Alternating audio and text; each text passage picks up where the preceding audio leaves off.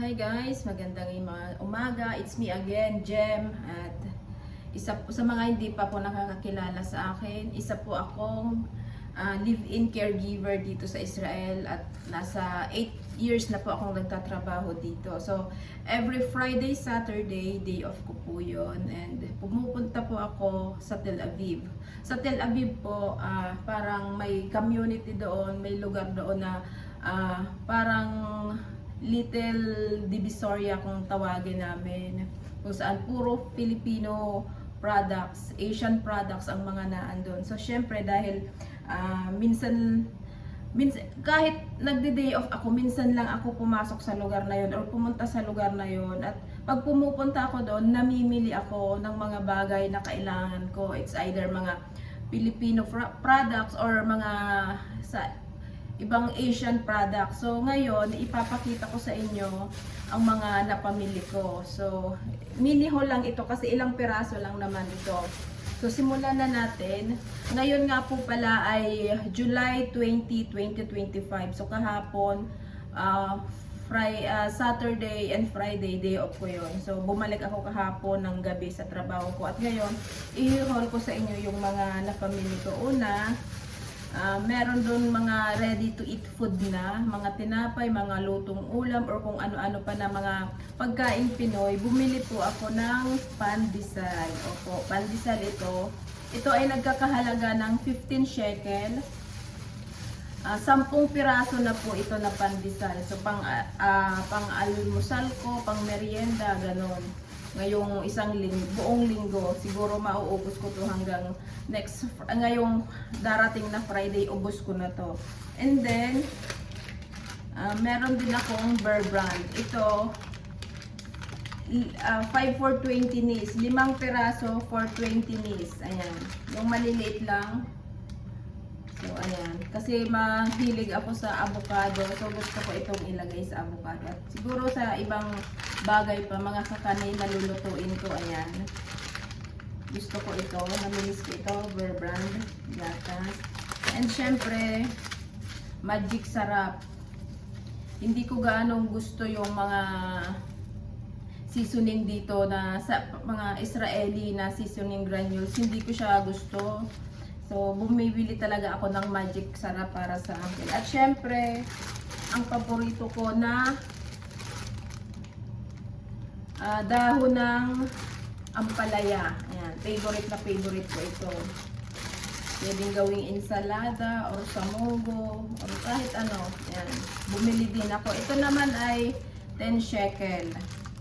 Ito pala ay 9.90. Ayan, may price pa siya dito kung nakikita nyo. Ayan, 9.90 siya. And then, doon sa Asian store na yon, first time kong makakita ng ano to, Thailand product naman na itong mga nabili ko na ito.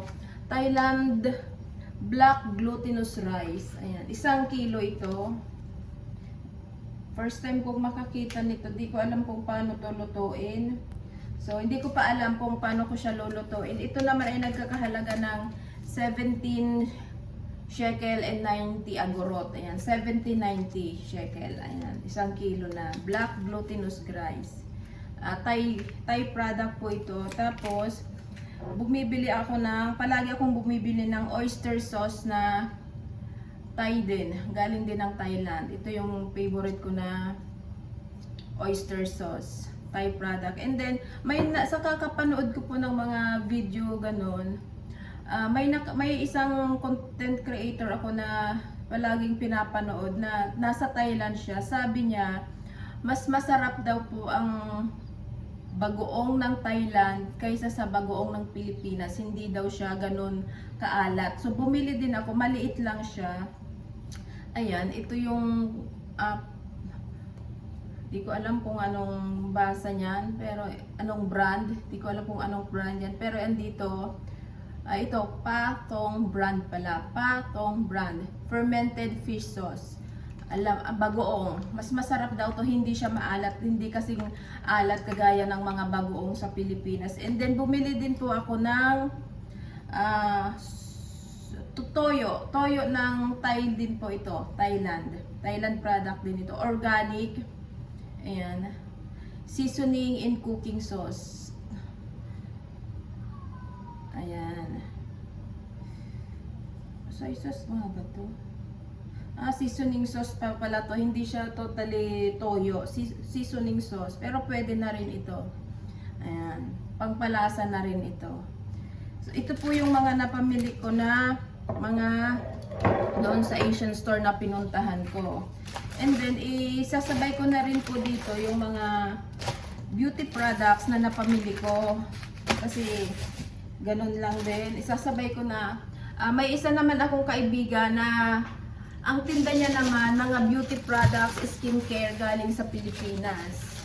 So pag may mga nagbabakasyon galing Pilipinas, nagpapadala siya ng mga paninda, tinitinda niya dito. So bumili din ako kahapon. Unang-una, nagugustuhan ko ngayon yung mga products ng CC Glam. Kung alam nyo po yun, ito yung glowing glass skin toner nila. Actually, bawas na siya. Ito ay spray. Nakikita ko to dati sa Black App. Ayan. Mas ganda siya sa mukha. Refreshing. So, nagamit ko na siya kahapon hanggang ngayong umaga. Maganda siya. And then, nagamit ko na to. And then, yung bumili din ako ng sunscreen din ng CC Glam. Ayan. Eternal Glow Cream Solaire. Ito ay wala ng laman kasi ginamit ko na nga din siya. Nung gamitin ko ito, ginamit ko na din yung ano niya, sunscreen niya. Ito siya. Ito yung laman niya. Bawas na ito. Ayan. Maganda din siya sa mukha. Hindi siya namumuo, hindi siya yung maputi. Tama lang, madaling ma-blend. Ayan. Nagamit ko na. Maganda din. Gusto ko din yung ano niya, yung sunscreen ng CC Glam. And then, isa pang CC Glam product. Ito pangalawang ano ko na to, bote ng yung glass skin serum din ng CC Glam. Ayan. Pangalawa ko na to. Kakaubos ko lang kanina yung dati ko pa, nung nauna kong binili, ito yan, dito pa yung laman. Hindi ko pa siya na, ayan, selyado pa siya. Selyado pa yan. So, mamayang gabi ito, gagamitin ko na ito. So, mga CC Glam product ngayon ang sinusubukan ko. And then, yung Pure Collagen, pangalawang ano ko na din ito pack ng Pure Collagen. May 40 calories lang siya. So, maganda din. Every morning, kapag nagkakape ako, hinahalo ko to sa kape ko. CC Glam din ito. Kay Chris Clerigo. And then, first time kong susubukan ito, appetite suppressant drink, yung Milky Mango. Yung una, ang sinubukan ko ay yung Milky Matcha niya. So ngayon, ito naman susubukan ko. Appetite suppressant drink. So ito naman ay sa malamig na tubig. Ayan. Then ihahalo ko ito. Kapag iinom ako nito, ito nga po pala ay may 10 sachet na. Ayan, sa mga gustong mag-avail. Ayan, marami nang nag-distributor nito. Milky Mango. And then ihahaluan ko siya nitong Pure Collagen. Lahat po ito ay galing sa CC Glam. And then, bumili din ako ng glutathione. Hindi naman para pampaputi, pampaglow lang. Ito ay Hera Glow Absolute Hydration. Bale, nakapang-ilan ko na to, madami-dami na. Nakapag-try na din ako ng isang bote ng Hera Glow. And then, ito naman, kunti lang. Kasi meron pa ako, nung nakaraan bumili ako dalawang sachet. Medyo, yung isa, hindi ko pa nauubos, kaya isa lang ulit ang binili ko. Ito ay meron ng 30 capsules, 20 in 1. Ayan. Hera Glow Absolute Hydration, 20 in 1. 30 capsules siya. So, twice, dalawang capsule lang iniinom ko kada umaga nito. So, 15 days ko lang ito. Then after, bibili ulit ako. And then, susubukan ko din po sa kakapanood ko sa Black App, sa kakatambay ko sa Black App.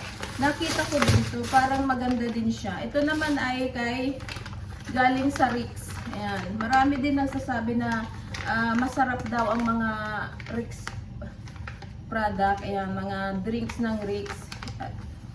Susubukan ko din siya. So, yung mga beauty, yung skincare niya, nasubukan ko na din. Medyo yung rejuvenating set, medyo maganda din siya. So ito susubukan ko din kung ito din ay dietary supplement Swiss Choco Blend Meal Replacement Drink. Ayan. May 10 sachet na din ito. At ito naman ay 47 calories lang. Ayan. So, pwede ito sa mga nagbabawas ng timbang. Kasi, meal replacement din ito. Ito naman, appetite suppressant. So, medyo magbabawas ako ng timbang. And last but not the least, susubukan ko itong Gluta-Hya. Sabi nila maganda daw ito. Vaseline Healthy Bright Gluta-Hya Serum Burst Lotion Dewy Radiant. So, ayan. Tatry ko ito. First time kong makagamit nito. So, 10 times more powerful than vitamin C. First time. So, di ko alam. Ayan, nasilyado pa siya. Hindi ko pa siya mabuksan. Susubukan ko din ito. So, yun lang guys. And then, kahapon nga po pala dumating yung isa kong kaibigan galing sa Pilipinas, nagbakasyon. May pasalubong sa aking cheesy yum burger. Ayan. So, may isa siyang binigay sa akin. So, kakainin ko siya mamaya. Medyo matigas kasi nailagay ko na siya sa ref. So, yun lang po guys. Maraming salamat po sa lahat ng patuloy na nanonood.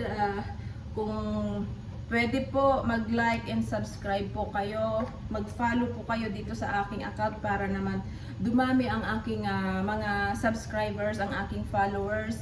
Maraming salamat po sa patuloy niyong pagsuporta sa akin. Unti-unti lumalaki po yung aking mga views. Maraming salamat. Hanggang sa susunod po na video, sa lahat po kung saan man po nakakarating ang video na ito, maraming salamat. God bless you po, God bless us all, and until next time po na sa mga susunod po na video ko, maraming salamat and have a good day. Thank you.